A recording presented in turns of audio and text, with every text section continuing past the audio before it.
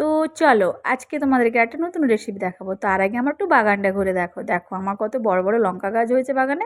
তো এগুলো আমার নিজের হাতেই লাগানো। লঙ্কাগুলো বেশ ভালোই লঙ্কা হয়। তো প্রচুর ঝাল এগুলো। তো সব লঙ্কাগুলো পেকে গেছে, কিছু কিছু লঙ্কা পেকে যাওয়ার জন্য আমি এগুলো তুলে নিচ্ছি।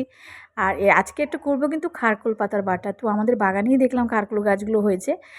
তো ওগুলো আজকে বাটা করে তোমাদেরকে দেখাবো। তো এদিকে কুমড়া গাছ একটা সুন্দর করে হয়ে গেছে। তো এই কুমড়াটা জানি না কবে ধরবে। তো কুমড়া গাছটা বেশ ভালোই হয়েছে। তারপর এগুলো দেখো, এগুলো হচ্ছে তেল শাক। এই তেল শাকের চচ্চড়ি মাছের তেল দিয়ে, চিংড়ি মাছ দিয়ে খুবই সুন্দর লাগে খেতে। তারপর চলো দেখো, আম গাছে পুরো আমার ফুল গাছটা উঠে গেছে।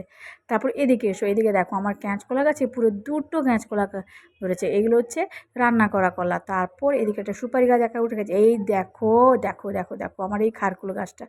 তো এগুলোকে অনেকে ঘাটকলো বলে, আমরা খারকুল বলি। তো এই পাতাগুলোকে তুলে নিচ্ছি। তারপর এগুলোকে আজকে তোমাদেরকে ভর্তা করে দেখাবো। তো অল্প একটাই হয়েছে, কারণ আমি আজকে বেশিজন খেতে নেই। তারপর এইদিকে দেখো, তো এইদিকে একটা আনারস গাছ লাগিয়েছিলাম, সজনে গাছ লাগিয়েছি, এগুলো সব হয়ে গেছে। তো চলো আজকে আমরা ঘাটকল পাতার বাটা করব। তো এদিকে আমি পাতাগুলোকে কুচি কুচি করে কেটে নিচ্ছি। এদিকে লঙ্কা দেবো, রসুন দেবো।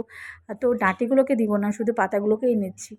তারপর এগুলোকে ধুয়ে নিয়ে তারপর আমি কড়াতে সেদ্ধ করতে বসিয়ে দিলাম। কাঁচা লঙ্কা রসুন দিয়ে দিলাম আর পেঁয়াজ দিয়ে দিলাম। তো এগুলো সেদ্ধ হয়ে গেলে তারপর আমি শিলনোড়াতে বেটে নেব। তো দেখো এদিকে ঢাকা দিয়ে দিচ্ছি, সেদ্ধ হয়ে গেছে। তো তারপর তুলে নিয়ে এগুলো আমি একটু শিলনোড়াতে বেটে নেব। তো শিলনোড়াতে আমার বাটাও হয়ে গেছে। তারপর তেল গরম করে আমি এই বাটা ঘাটকল পাতাটা দিয়ে দিলাম। তো তারপর আমি এগুলোকে হালকা করে একদম শুকনো শুকনো করে ভেজে নিলাম, হয়ে গেছে আমার। তো এদিকে আমি গরম ভাতের সাথে খাবো। গরম ভাতটা নিয়ে নিয়েছি, একটু আলু কষা করেছিলাম, তারপর মাছ ভাজা ছিল, সাথে আমার এই ঘাটকল পাতার বাটা। তো হেভি স্বাদ লাগে কিন্তু খেতে। ভালো লাগলে লাইক করো।